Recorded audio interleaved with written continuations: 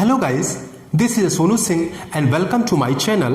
Today our topic is present indefinite tense.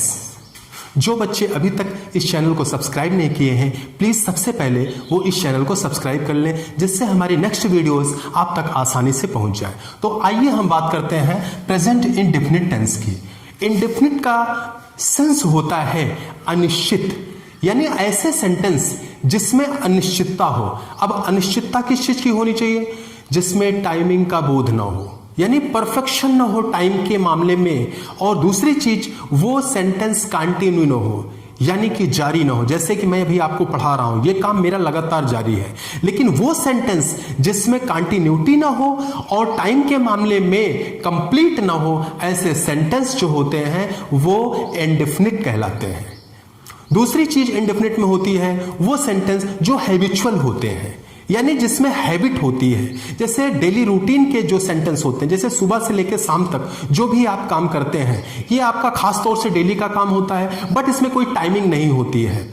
तो ऐसे काम को जब आप स्पीक करते हैं या रिटन करते हैं तो अमूमन ऐसे सेंटेंस के लास्ट में ता ती ते आ ही जाता है। यानी अगर प्रेजेंट इंडेफिनिट टेंस की आइडेंटिफिकेशन देखें तो हिंदी के सेंटेंस में ता ती ते लास्ट में आता है, और इंग्लिश के सेंटेंस की अगर आइडेंटिफिकेशन देखें तो उसमें हेल्पिंग वर्ब के रूप में डू या डज का यूज होता है और मेन वर्ब के रूप में वर्ब की फर्स्ट फॉर्म का यूज होता है। फिर से देख लीजिए, अगर हिंदी का सेंटेंस है तो उस हिंदी के सेंटेंस के लास्ट में ता ती ते आएगा, अथवा अगर इंग्लिश का सेंटेंस है तो उसमें हेल्पिंग वर्ब के रूप में डू या डज का यूज होगा और मेन वर्ब के रूप में वर्ब की फर्स्ट फॉर्म का यूज होगा। अब बात करते हैं अफर्मेटिव सेंटेंस की।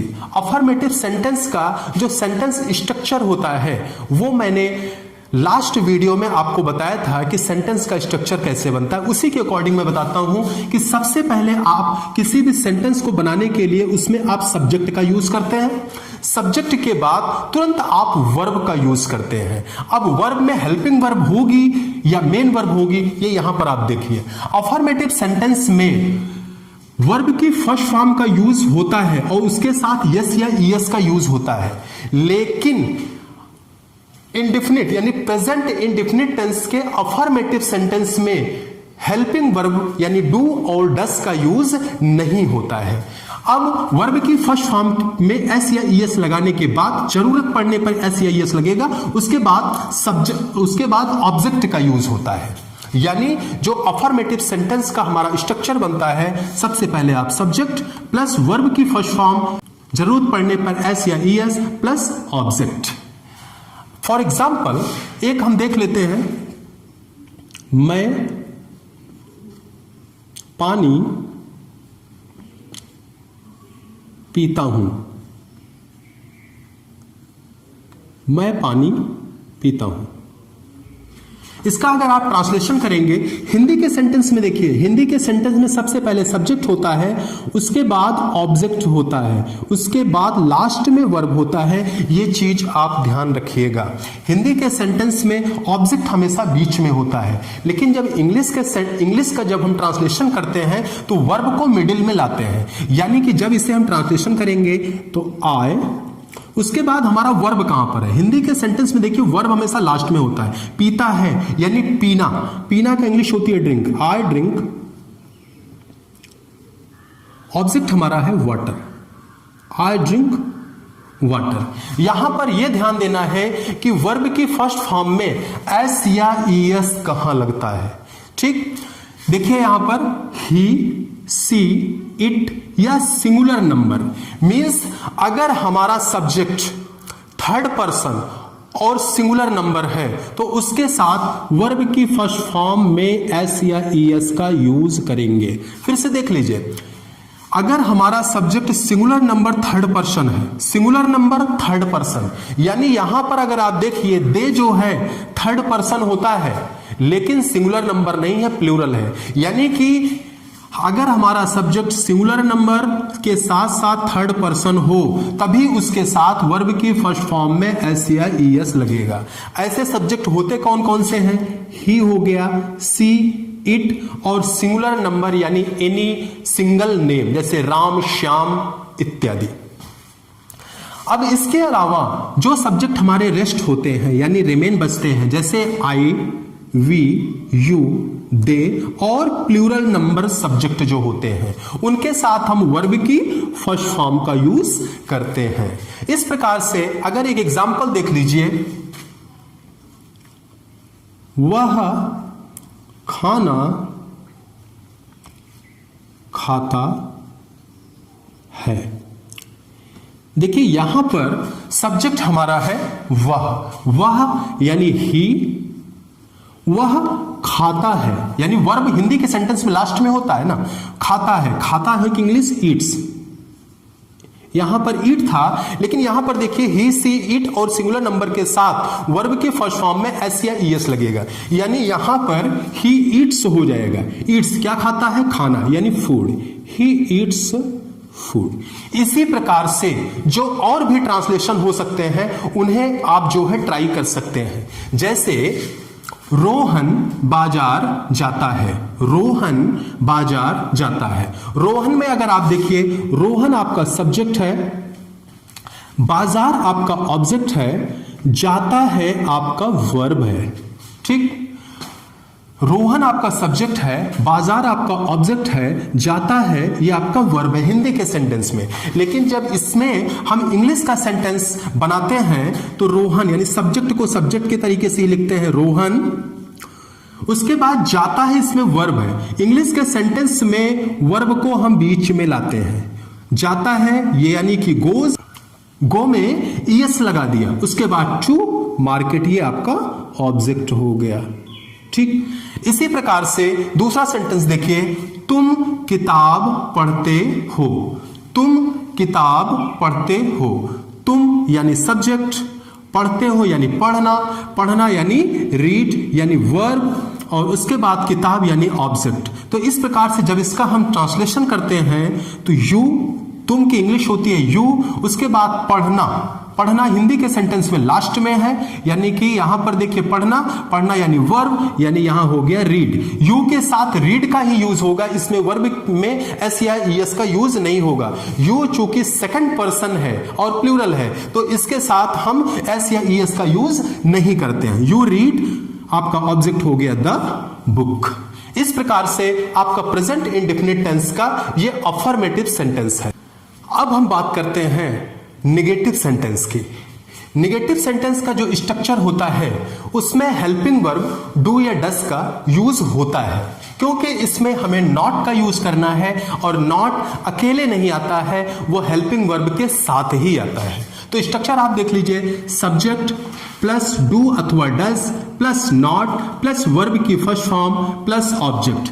यहां पर एक बात जानना जरूरी है, जैसे कि ही, सी, इट और सिंगुलर नंबर के साथ वर्ब की फर्स्ट फॉर्म में एस या ईएस आता था अफर्मेटिव सेंटेंस में, बट नेगेटिव सेंटेंस में चूंकि यहां पर अगर किसी सेंटेंस में आप डज का यूज करते हैं, डज का, तो डज जो है ऑलरेडी डू प्लस ईएस है। चूंकि डू जो है एक वर्ब होती है और अगर आप पहले से वर्ब में ईएस लगाकर ले आते हैं तो मेन वर्ब में यस या ईएस लगाने की जरूरत नहीं होती है। तो इस प्रकार से आपका जो डज होता है वो डू प्लस ईएस ऑलरेडी होता है, यानी इसीलिए इसे हम डज बोलते हैं। तो उसके बाद वर्ब की फर्स्ट फॉर्म में यानी मेन वर्ब में एस या ईएस लगाने की जरूरत नहीं है। इसके बाद हम लोग ऑब्जेक्ट का यूज करते हैं। तो इस प्रकार से आपका जो नेगेटिव सेंटेंस का स्ट्रक्चर बनता है वो बनता है सब्जेक्ट प्लस डू और does plus not plus verb की फर्स्ट फॉर्म प्लस ऑब्जेक्ट। एक एग्जांपल हम लोग देख लेते हैं, जैसे कि वह बाजार नहीं जाता है।